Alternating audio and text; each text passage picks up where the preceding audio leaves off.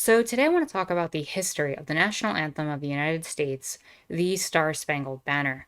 In order to do this, I want to examine the context of the original poem, as well as explore a little bit about the life of the poet Francis Scott Key. Further, I want to explore sections of the poem that are often omitted from everyday use, and explain the reason why the Star Spangled Banner was picked over all other musical compositions to become the one and only national anthem of the United States. Now, if you've not seen my video from yesterday, I covered how certain states, namely those of Texas, Wisconsin, and Arkansas, are considering legislation to mandate the singing of the national anthem before certain school or sporting events. So if you want to know more about nationalism of the United States or how the Star Spangled Banner has figured into some of its current events, I recommend checking that video out in the description down below. That said, the current patriotism in the United States is made even more problematic given the history of the Star Spangled Banner, specifically its history that is tied to militarism and racism. Now, before we jump into getting into all of that, I want to kind of set the stage and talk about the more nationalistic textbook story of the history of what one might see when learning about the Star Spangled Banner. So we might get a story like this. The Star Spangled Banner, as we know it, was originally a poem called The Defense of Fort Mchenry and was written by Francis Scott Key in 1814. Key was present at the Battle of Baltimore in the War of 1812, where the British Royal Navy bombarded the titular Fort McHenry. The poem describes Francis Scott Key viewing the flag that survived the bombardment through the night, proving the flag was still there, and the fort was held from British control. An American victory. The flag which survived the battle has been immortalized as the Star Spangled Banner, as it's the only flag ever waved in U.S. history, as far as I know, that has 15 stripes and 15 stars. This is more or less what we're taught. This is the nationalistic textbook understanding. We know about the one stanza that we all sing and that we're all expected to sing, that happens at sporting events and other things that are deemed patriotic, and we know virtually nothing about Key. We know nothing about the conflict of the War of 1812. And so why don't we delve into that? So let's start with Francis Scott Key. So Key was a wealthy lawyer and a slave owner who came from a wealthy slave-owning family. He was actually mocked by abolitionists because his poem, while it gained popularity, talked about the land of the free and the home of the brave. And many abolitionists changed this line, as well as I think other lines as well.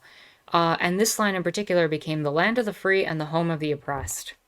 And so I actually have a pamphlet here in which Quakers, who were abolitionists, showed this particular quote off, as well as some other interesting factors. So we have here the slave market of America, the word of God. And it talks about different aspects of the U.S. history. And on the left, you can see the land of the free, which is exemplified by the signing of the Declaration of Independence. And on the right, we see the home of the oppressed, which is shown to be slaves walking in front of the Capitol building, being led by an overseer. And just some side notes to mention within this pamphlet, since I have it open. They have here sections where they talk about the right to interfere. They also talk about the issues with public prisons in the district, as well as private prisons in the district, licensed as a source of public revenue. Some things in the U.S.'s history just don't seem to change, even when we see them as having changed. And we have here even a section that talks about how there was the sale of free citizens to pay jail fees. So some things really have not changed that much, and we have Quakers here being the people trying to step up and talk about the issues of slavery in the District of Columbia. So with that said, let's get back to Key. Key was also the leader of an organization, or a leader in the organization known as the American Colonization Society. The goal of said society was to take freed blacks and send them back to Africa. And the organization is actually responsible for creating many of the territories that would eventually become Liberia. The ACS's perspective, however, is not considered favorable at all, for two major reasons. The first is that the ACS, many of its members, were seen to have kind of a fear that if slaves ever revolted due to their large numbers, that freed blacks might actively be able to help them, and that the slave population could overrun the white society, so we should send them back to Africa. Furthermore, the other perspective of the society is that a multicultural society could not and should not exist. In fact, for Key, it's pretty much assumed that it wasn't even something he could fathom. So sending people back to Africa was the natural solution. The unfortunate reality is many people died on the journey over there, and it effectively was meant to be ruled as a US colony. So, yeah, no points for Key on this one. That said, Key had bought slaves in 1800, I believe, and he did free a few of them in 1830. Not all of them, just a few of them. And he, as a lawyer, did actually prosecute cases that both protected and defended slaves. So he was both a prosecutor in the claims against slaves and a prosecutor in the claims that slaves were making or former slaves had made. So he kind of is this weird mixed bag of white supremacy in the day where he didn't really think slavery was something that was his responsibility to end. He participated in the system while at the same time being someone who spoke out against it. And he did so not by saying, oh, slavery should be abolished. He typically had the mentality that slave owners should just try to be nicer to their slaves. So he was a slavery reformist rather than an abolitionist. And that's something worth noting in all this. Other facts to just throw out about Key's life is he actually served as an advisor to Andrew Jackson in his kitchen cabinet, which was kind of an informal selection of advisors. To further complicate him, he actively assisted in the confirmation of the Supreme Court Justice Taney, who ended up being the author of the Dred Scott decision as Chief Justice in 1857, where Chief Justice Taney had basically ensured that enslavers had power even in free states and said that black people did not deserve citizenship in the United States. These are the type of people that Key surrounded himself with. And so this is the man who wrote the piece that is considered to be, the lyrics rather, to the musical piece that is considered to be the national anthem of the United States. So what is the context of the conflict, the War of 1812? Well, the War of 1812 is actually known around the world as the Napoleonic Wars. You know, the US has to have a special name for a lot of its conflicts. But at the end of the day, there is a larger context to these wars, and the US called it, again, the War of 1812, which was the perfect name to describe a conflict that existed between 1812 and 1815, very sensibly named, best naming ever in US history. That said, the US was on the side of Napoleon Bonaparte. The US chose Napoleon Bonaparte's side in this conflict. It's also the same war, just as fun facts, where the US failed to invade Canada again, because it had done so in the American Revolution and failed. It's also the war that kind of pushed Andrew Jackson into popularity for winning a battle that had already taken place after the war ended. But the bigger issue with the War of 1812 is it kind of cemented some of the US's nationalism. The war was seen by many as the second war of American independence, given that they were fighting the British again, and they defeated the British again. They defeated the British Empire twice. Now, mind you, there's reasons for that, and it's a long, complicated, drawn-out story, but it was used to prove American exceptionalism, and kind of has ties to it that, to this day, through Francis Scott Key's poem. Which brings us to the moment in 1814 where he writes this. And it brings us to the larger text that is at play. Now, the one stanza that we know, the first stanza, is not worth really going over. It's the same patriotic message that has been used consistently over and over. But if we examine the other stanzas here, we actually see, and yes, I'm on Wikipedia with this because it's just convenient, we actually see some different perspectives come out. The second stanza is mostly attacking the British, talking about the foe's haughty hosts and the dead silence repose, while also having more references to the flag still surviving the mourning. The third one I'm going to skip for one moment and come back to because that's really where the crux of the issue comes in. But in the fourth one, we see kind of this militaristic understanding of things like blast with victory and peace, may the heaven rescued land praise the power that have made and preserved us a nation. Then conquer we must when our cause it is just, and this be our motto, in God is our trust. The mixture of religion and nationalism in this idea that they survived a conflict comes together. And this was included as part of the Star Spangled Banner for years to come. And people knew it and they enjoyed it. So, where we get really an issue outside of that militarism and the anti British sentiment is this section in the third stanza. A home and a country should leave us no more. Their blood has washed out the foul footsteps' pollution. No refuge could save the hiring and slave from the terror or flight or the gloom of the grave. Now, you might be hearing that and going, what is he even talking about? Well, one of the widely accepted interpretations of this line is tied to a historian by the name of Robert Blackburn, who basically argues that he is referencing a group called the Corps of Colonial Marines. This group was comprised of ex-slaves who were accepted into the ranks of the British Army in exchange for freedom and land.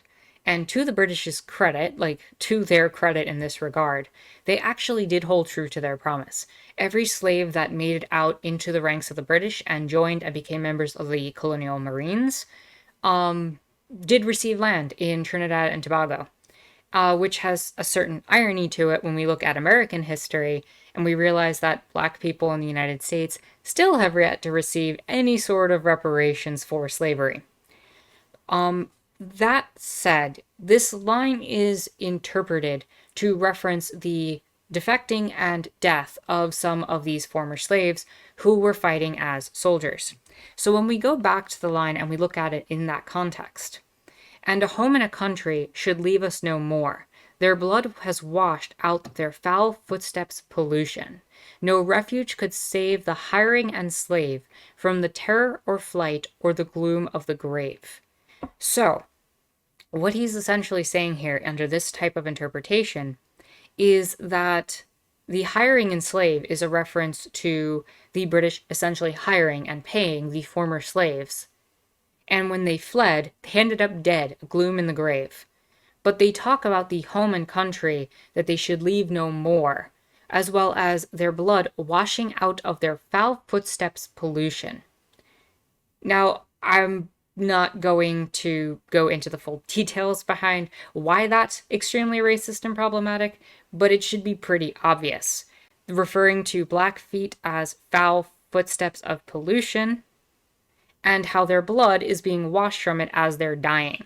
This is clearly a celebration of that fact and that perspective. And while most people probably are not aware of that, that is generally how this is interpreted.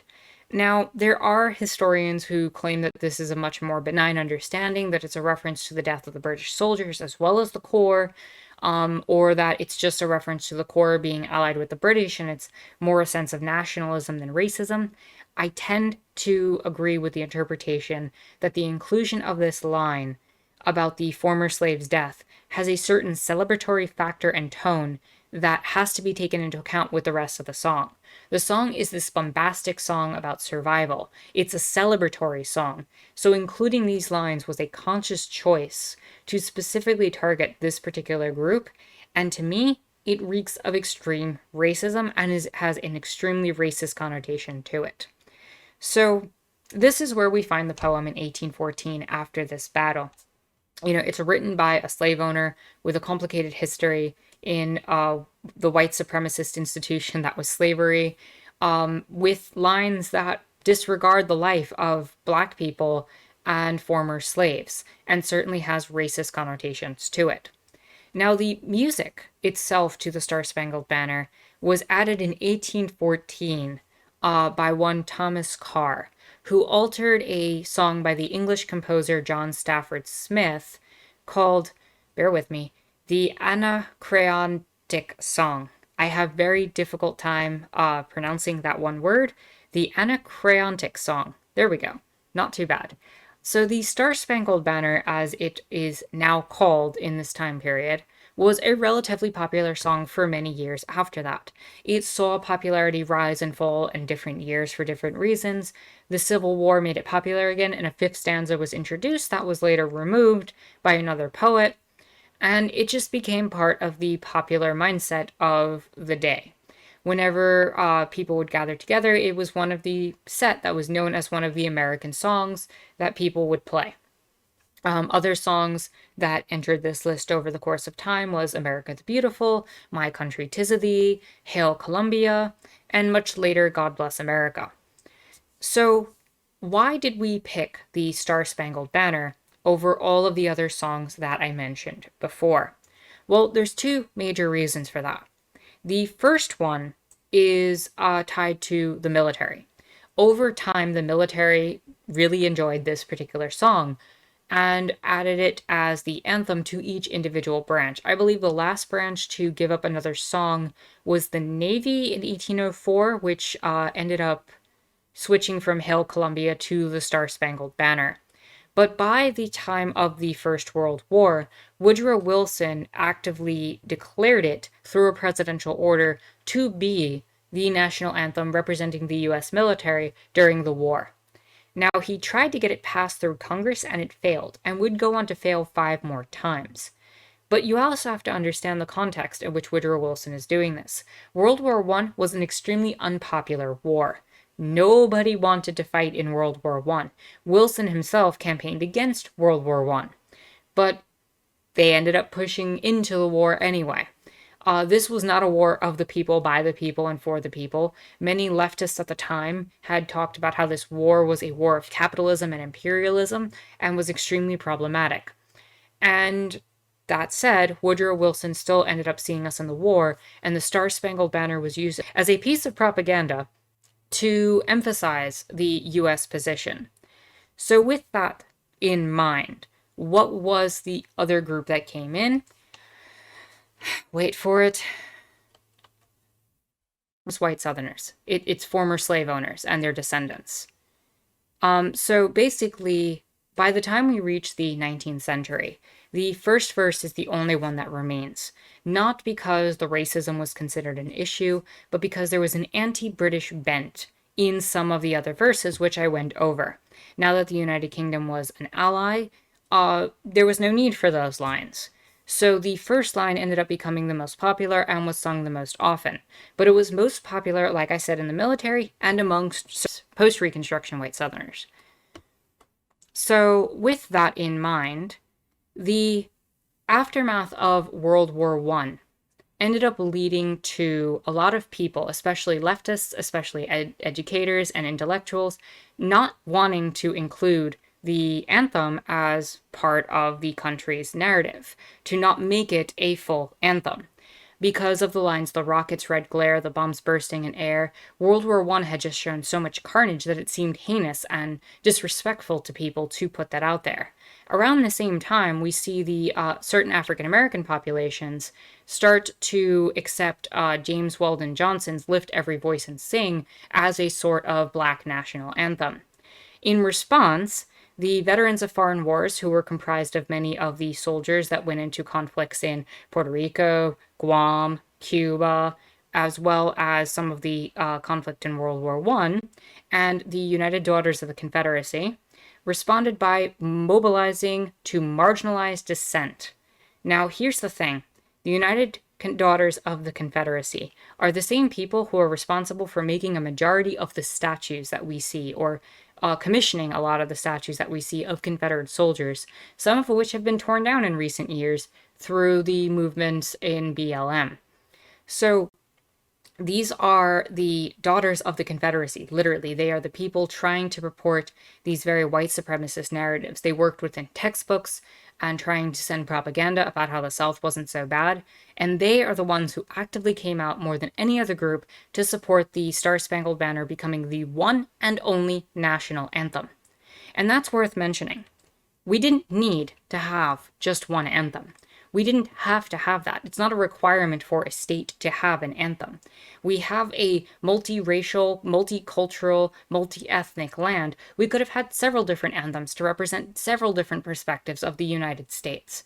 But instead, it was the response of a certain white supremacist Confederate group and white supremacist Confederate sympathizers, known as neo-Confederates, to basically make this the one and only national anthem. And that is a hard history to ignore.